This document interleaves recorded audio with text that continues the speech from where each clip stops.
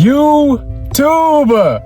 Welcome back to the channel, and on today's episode, we are going to be going over the topic of from dreaming to doing. I'll say it again. From dreaming to doing.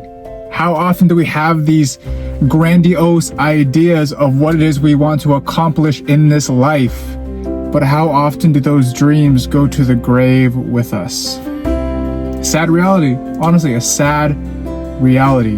In this video, my goal is to help you and myself make that transition from turning our thoughts and our dreams into reality. All right, let's get to it. Most people dream of big things. Pause. Most people dream of big things. Pause. But how many actually make them happen? What if I told you that achieving your dream is simpler than you think? If you ever felt stuck in a cycle of wishing instead of doing, you're not alone. By the end of this video, you'll have a blueprint to turn those dreams into reality, step by step. All right, let's get to it. Point number one. The biggest mistake most people make when chasing their dreams is, any guesses, thinking it's all about willpower. It's about the truth,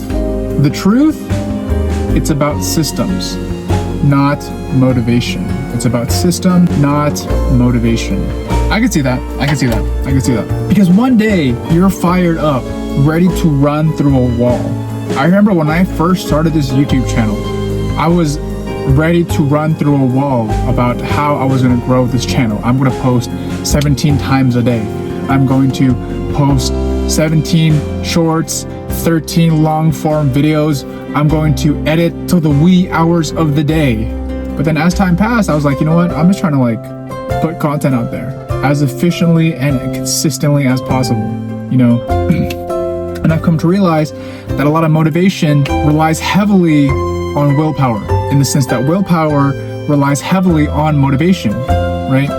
You need motivation in order to have willpower, right? There has to be some kind of driving force. But what I've learned throughout, I probably say my 2.5 months journey on my YouTube channel, growing it from 3 subscribers to now 114 subscribers. Thank you all.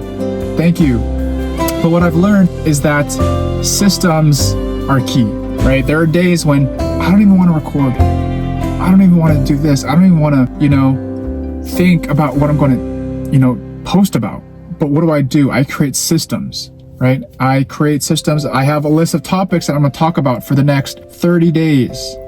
I have a script that I use as an outline to talk about certain topics.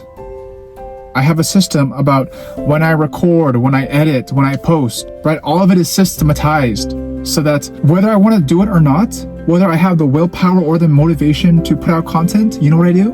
I still do it. You know why? Because it's gone to the point for me where it's less about feeling inspired or feeling the urge to do it, to now it's more so just being consistent, it's now a part of my lifestyle. It's just something I do every day. And I honestly think it's what's brought me a lot of the success that I've seen on YouTube so far, right? With 114 subs, starting off with 3, right? In the span of 2 3/4 months, almost 3 months. A total of 96 total watch hours, right? Crazy stuff. 96 hours have been, that's almost 24 hours, 48 hours, 36 hours, 72 hours. That's almost 4.5 days if I'm doing my math right. Of just content consumed, right? And yes, you could say that in order to be qualified for the monetization program, you need to have 4,000 watch hours. And yes, I only have 96, right? But it's all about momentum. I mean, when I first started, I only had 3 subs and 0 watch hours. And yes, I'm nowhere where I want to be, but progress over perfection. All right, let's continue. Point number 2. You've probably been told that success is all about passion and drive. Well, let me show you why it's also about embracing failure. Wow. I feel like this whole idea of passion and drive is this whole world where everything just goes perfectly for you. And yes, it's good to have, right? It's like this whole like optimistic outlook on life. But I think you also have to sprinkle in failure. And right, it's most people look at failure as something that's like, that sucks. You know, it's something that like, oh my God, I failed. I have to start over. I have to, you know, pick myself up. But I think if you do have that optimistic outlook on failure, then you're going to see it as something that's actually beneficial, right? I failed countless times in my life, right? I'm 28 and I failed probably about a gazillion times, honestly. And what I've learned about my failure is that each failure has brought me a new perspective on my path. What does that mean? Without getting too philosophical, right? In layman's terms, I feel like if you're on this journey into the unknown, which is essentially your life, right? Because you don't know where your life is going to go. You have this plan, you have this like insight about what your life could be, right? I stutter. I don't know. Every time I get excited and all these words rush into my head, I stutter. All right. I'm working on that. I'm trying to be more articulate, to be more well spoken, you know? But back to what I was saying, like you have this plan for your life and it would be amazing if everything went well, you know, but the likelihood of that happening is very slim, right? Because there are all of these factors that you may not have taken into consideration, but are also just forces of nature, right? Like, let's say, for example, you want to go for a walk today, but it's raining, right? And the reason you're going on this walk is to be healthier, but because it's raining, you can't go walk outside. So what do? Do you stay inside, or do you go to the gym, for example, and walk on the treadmill, you know? So I'll give you a better example, all right? Let's say you're working on your YouTube channel. I think is like a better example. You're working on your YouTube channel, man, you have this grandiose idea of how you're going to make so much money off of your YouTube channel. Same, guilty. But what you do is that you hype yourself up so you're super excited in the very beginning. But what happens as time passes? What happens when you post your first video? You spend at least 8 to 16 hours editing that video. You work on the thumbnail and you post it. What happens? It flops. It gets 0 views. And you're just like, what the? This is wrong. Or for example, you start a business, an e-commerce store. You spend money on ads, thinking that the amount of money you spend on ads is going to produce you sales, and you're going to be an e-com millionaire. Guilty as well. And then you try it out, and then you find yourself in the negative because you don't get sales. Or I'll give you another personal example. 1 second, we have some noise. We're going to wait for the noise to pass. But I'll give you another example. All right, you pursue a second bachelor's degree in computer science, right? You're waiting to hop on this AI wave, NVIDIA, Microsoft, Google, Tesla. Let's take over the world. OpenAI, Claude, Anthropic, Perplexity. I'm just naming off random things. But you have this idea that this is the new wave. And where you currently are working at that time was paying you well for your age. So, but you don't really see it as a long-term outlook for yourself, right? So you're looking for that next chapter of your life where you're able to, yes, make a lot of money, but also do it for a long-term, like long-term thinking. So what do? You quit your job with no plan, right? Because you're just riding this high. Like, you know what? I'm gonna be on top of the world, right? You pursue this degree. You don't even like get into the degree program you intended, right? You quit your job, you get rejected from your first degree program that you initially had planned, and you apply for another one, you complete it, then you can't find a job. And everyone around you is just moving up in life. Being at 28, it's like, I saw this TikTok yesterday where it's like, the age from like 27 to 31 are the years where it's like things become more stable in your life. And I'm just here like, I'm 28, about to turn 29, and like things are just hitting the fan right now. I just quit my job. I got rejected from my major program that I thought was gonna like help me find a job. So I applied to this other program that I completed in computer science, and I can't find a job. And And I'm looking at these starting salaries, and it's such a big pay cut from what I was initially doing before I quit my job. So it's like, what?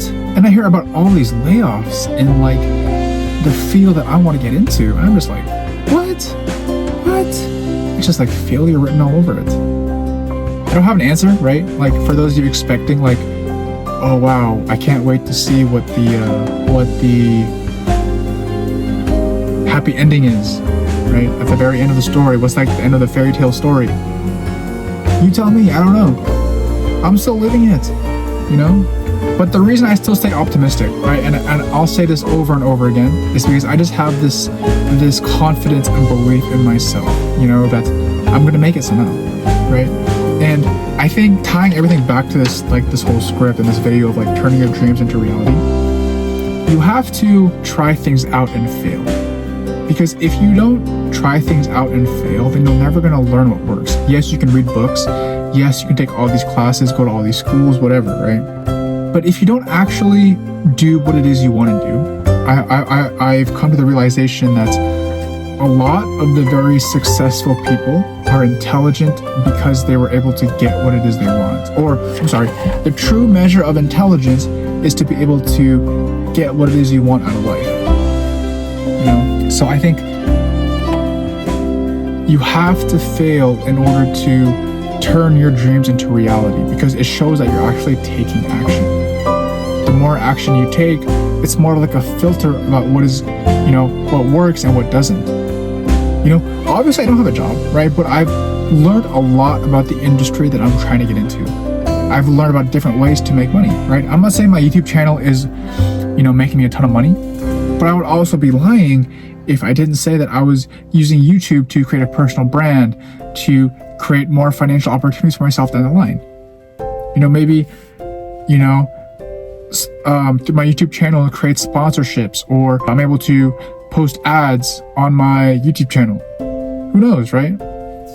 But I'm just on this progress where I'm just trying to you know, put things out there into the world, right? Whether it be through my job or through my endeavors, YouTube, for example, and just try things out and just boom, boom, boom, you know, whatever that means. But it's just, rather than live in your head, just do things, right? You do things.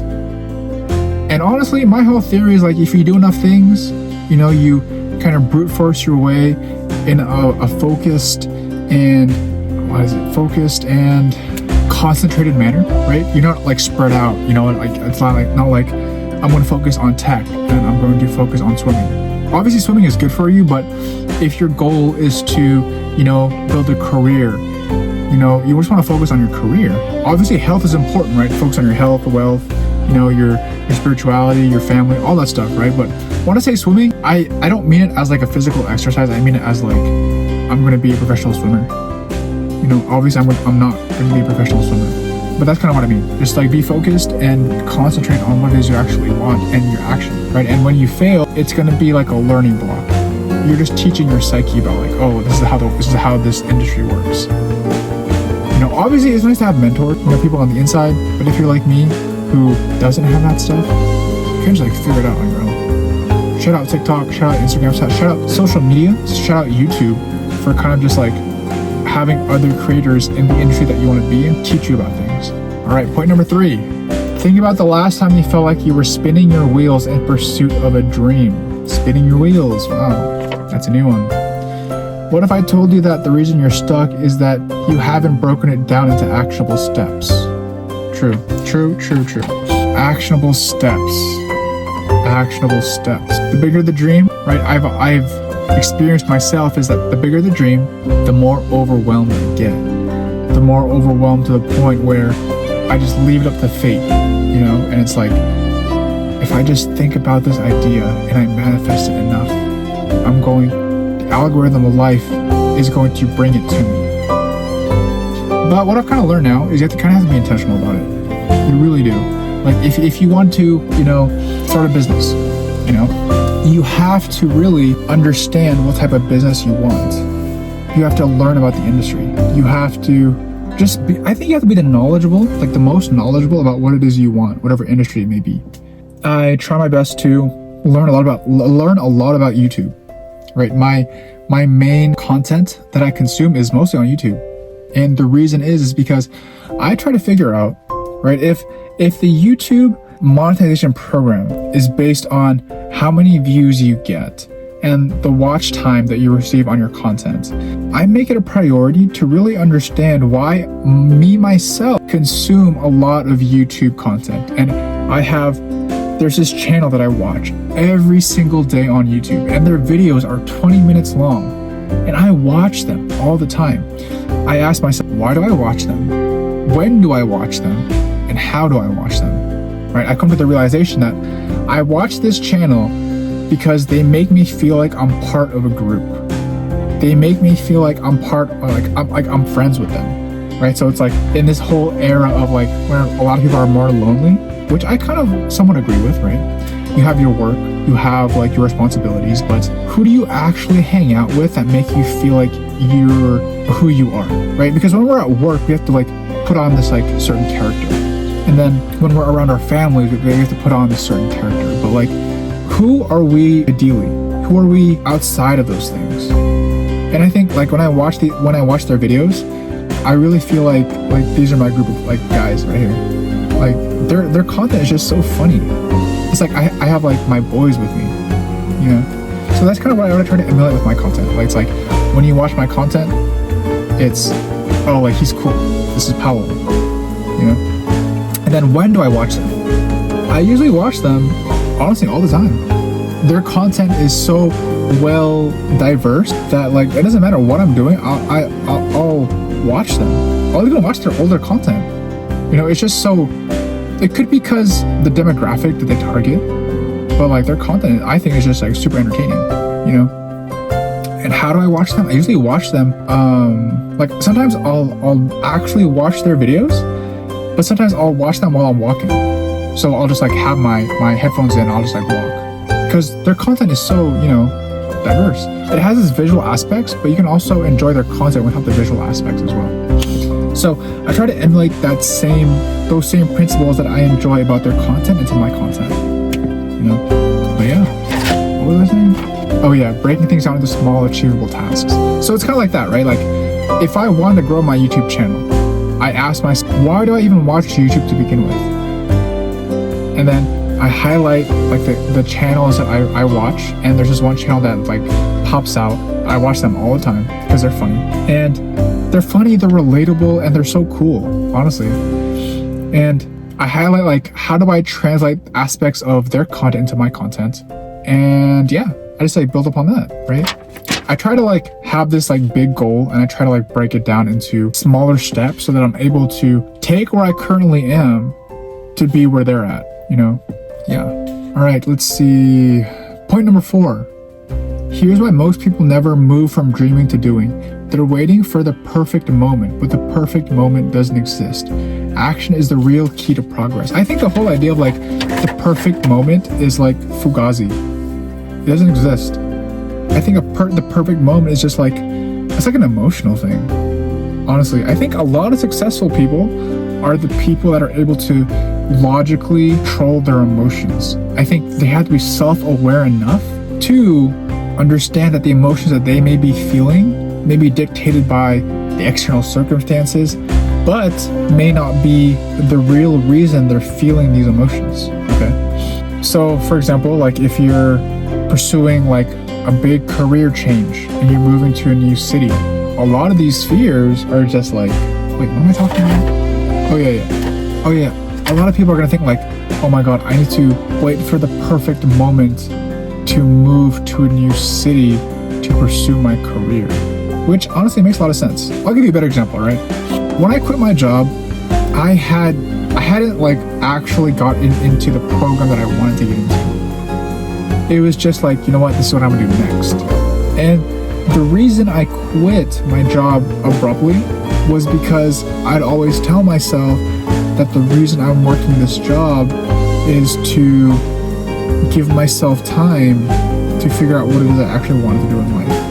And I wanted to make money during that time. I didn't want to waste that time. if I was gonna allocate time for myself to really figure out what it is I wanted to do, I wanted to make money while doing it. So once I figured it out, I left, right?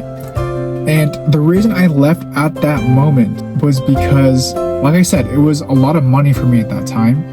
And I kind of figured that the longer I would stay, the more comfortable I would get with the amount of money. And I knew that long term, it wasn't something that I would be able to sustain. And I just felt like it may not be the perfect time for me right now, right? Because like, yes, I have somewhat of a direction, but I don't really have a concrete plan. You know, I hadn't been accepted into the program yet. You know, I didn't really have a guarantee about this plan was going to work out. But I did it anyway. Do I regret it? Sometimes. Sometimes I regret it because of like, I could have been making money this whole time. But honestly, I feel like if I didn't do it, yes, I did get accepted into my first priority program, but I did finish with my bachelor's in computer science. And I honestly feel like if I hadn't quit, I would not have a bachelor's in computer science. But do I have a job? No, I don't have a job, but I have a bachelor's in computer science, which is crazy to me. And because of that, I would consider a lot more opportunities in somewhat of a tech field. You could say that, you know? So even though I don't have a job, I feel like by me quitting abruptly without having a plan, it did kind of set me up to a brighter future, I guess. It's kind of like you jump off a cliff and you learn how to build the plane on your way down, or your parachute on the way down. Right now, I'm learning how to build my parachute. I'm learning how to build my plane, right? I'm still falling though, but I'm learning how to build that plane, right? Let's see. All right, dreams aren't just about hoping. They're about planning, failing, and breaking things down into steps, and most importantly, taking action. If there's one thing you take away from this, let it be this: you're closer to your dream than you think. All it takes is the courage to start. I truly believe that. I truly believe that. I think that a lot of dreams of people go to the grave with them because they don't have the courage to start.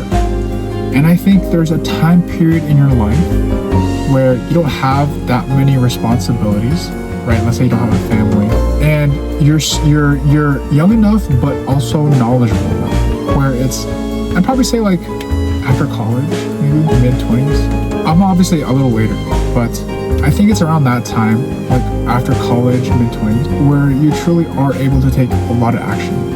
I'd probably say even like after high school, honestly.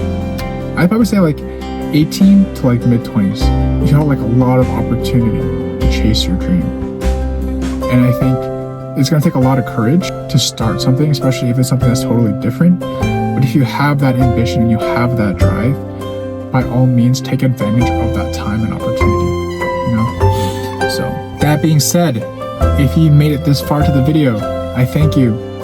Go ahead and subscribe to the channel, and I will see you next video. Peace.